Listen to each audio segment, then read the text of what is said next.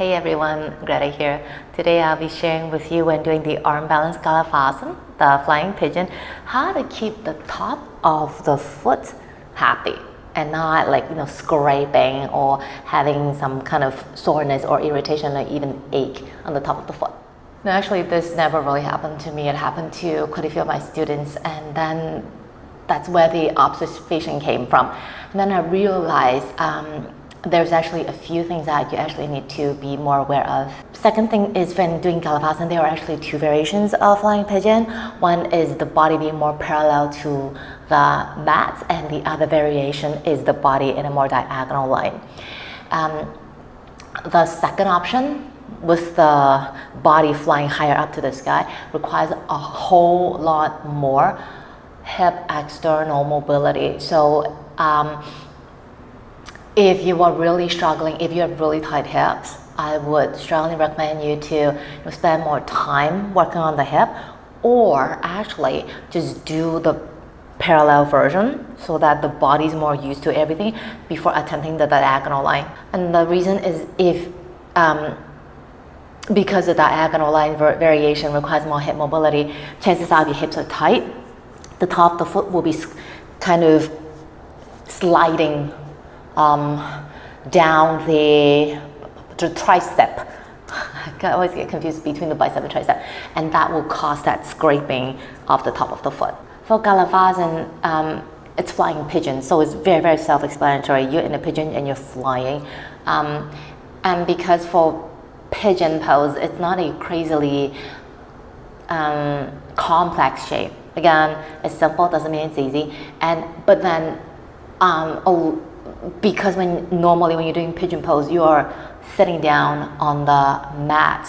So there are a lot of things that the mat and the floor could help you with.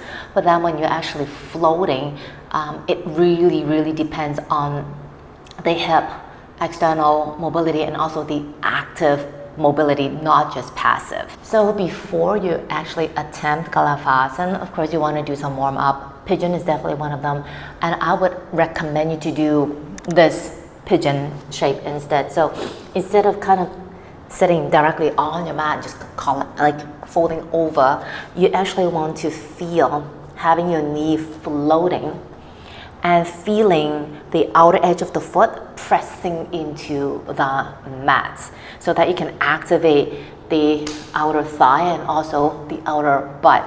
Of course, it doesn't have to be in this angle, but then the more the better.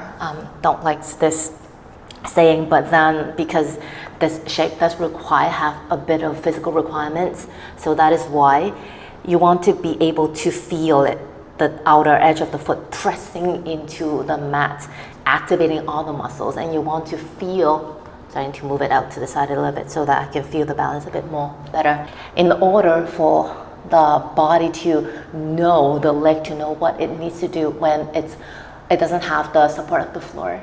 One very important when doing that variation of a pigeon is that the knee cannot feel any discomfort. The knee shouldn't feel anything at all. If the knee feels uncomfortable, back off. Of course, there are a lot of shapes, drills to work on before you do galavasana, which I actually have.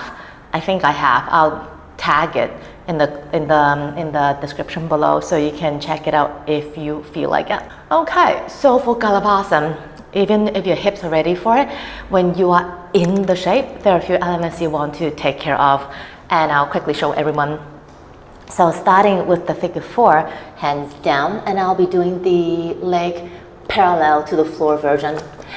So what I do is I usually wrap the top of my foot around the upper arm of the opposite side, and then from here I'll do it on an angle. I want to feel the shin pushing into both triceps. I don't want to hang out here. I actually want to feel it's pushing, and also the toes grabbing onto the outer arm and bring it together. That always helps.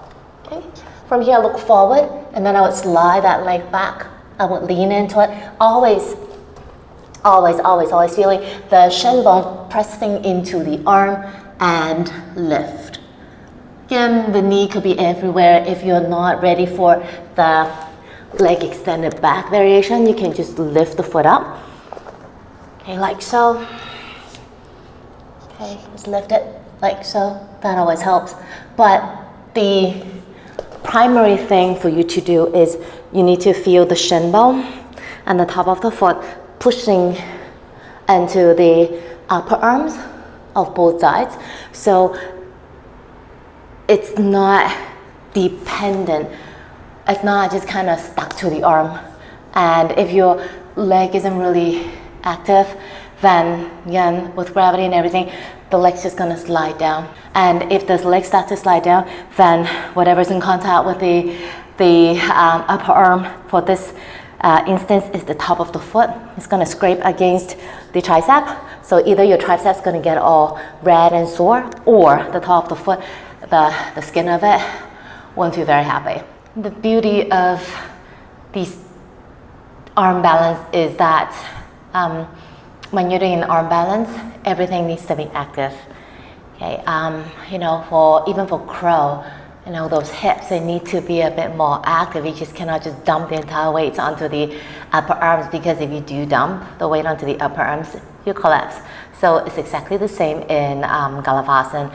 The shin bone, the leg needs to be actively pushing into the arm to, you know, keep the top of the foot from feeling red, or not feeling red, from being red and also feeling very uncomfortable, and also to give you extra support to lift so that you can drive the back leg away from the mat.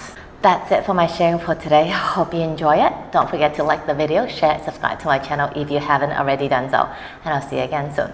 Take it easy.